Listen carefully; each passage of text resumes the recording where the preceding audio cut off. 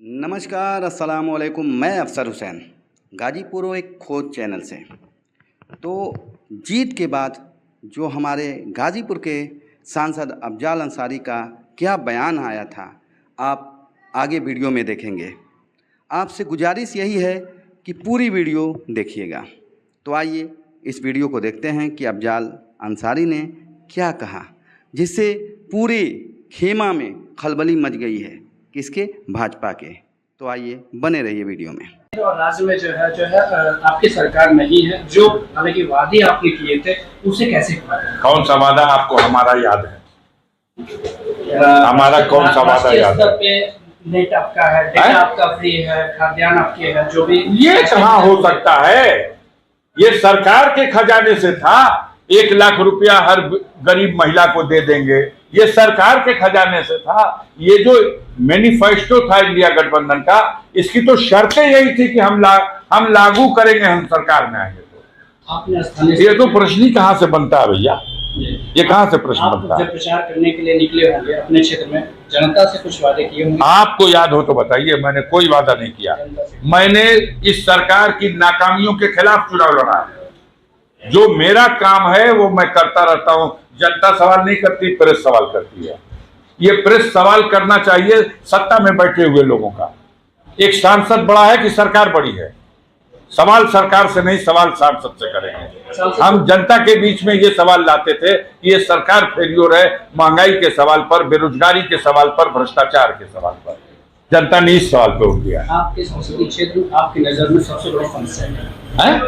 आपके नजर में आपके संसदीय क्षेत्र में सबसे बड़ी समस्या है जिसका आप निदान नहीं, गाजीपुर में पूरे देश में जो समस्या है उस समस्या से परे नहीं है। बेरोजगारी की समस्या है, महंगाई की समस्या। हमारे यहाँ का 40 रुपए लीटर डीजल पेट्रोल बिक रहा क्या? सारे देश में जो महंगाई है उससे हमारे देश के क्षेत्र की जनता त्रस्त है। बेरोजगारी हमारे क्षेत्र में भी है, भ्रष्टाचार, बेईमानी, हर सरकारी अफसरों में बैठे हुए अधिकारी लूट रहे हैं। ये सारे देश में समस्या है।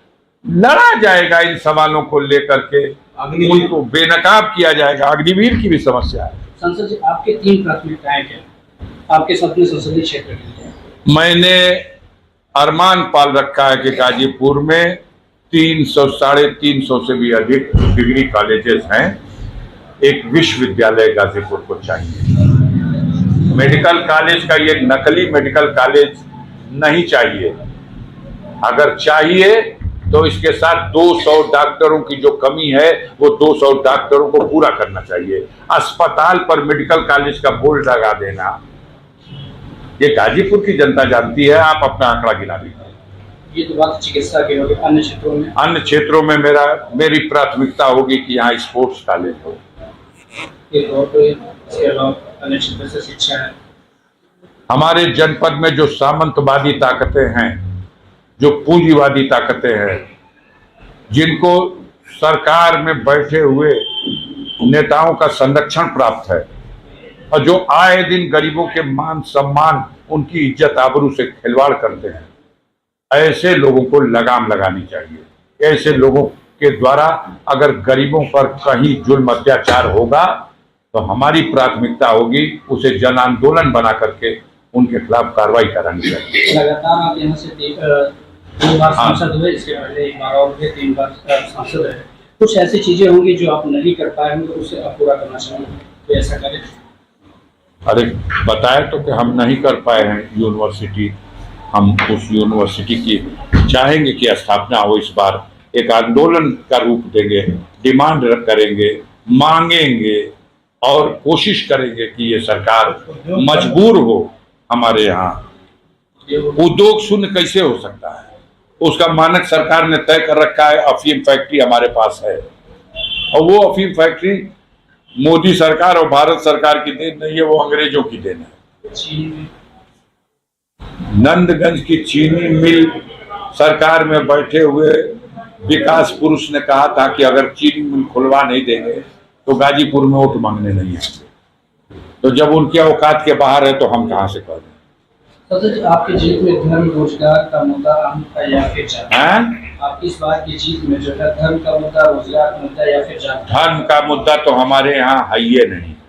बनाने की मीडिया ने कोशिश की, लेकिन जनता ने तवज्जो ही नहीं दी, बिल्कुल पैदल कर दिया। इसी पे तो मात खाई है भाजपा। वो सोच नहीं सकती थी कि उत्तर प्रदेश में हमने इतना बड़ा सौगात दिया राम मंदिर की, और जनता ऐसे खारिज की। तो कह रहे थे 100 सीट तो पुरस्कार में देश भर की जनता देगी।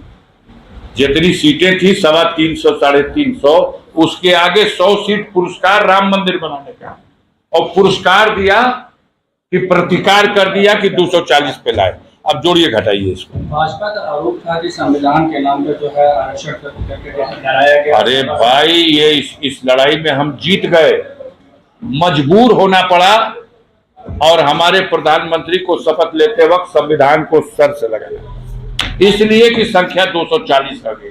272 भी नहीं पहुंची जो सरकार बनाने के लिए आवश्यक है, तो मजबूर हैं। अब तो उस संविधान को सर से लगाएंगे ही, लेकिन नीयत तो कुछ और थी। जनता ने उनको इस लायक नहीं छोड़ा। अब उनकी कृपा नहीं है कि हटा देंगे। अब तो बैसाखी पे खुद ही है, टिक टिक टिक टिक, बैसाखी पे चले। अब इस तरह से देखिएगा तो ये देख लीजिए, मोदी सरकार को पीछे से समर्थन देने वाली जो ताकतें थी, जनता ने उनको मिटा दिया।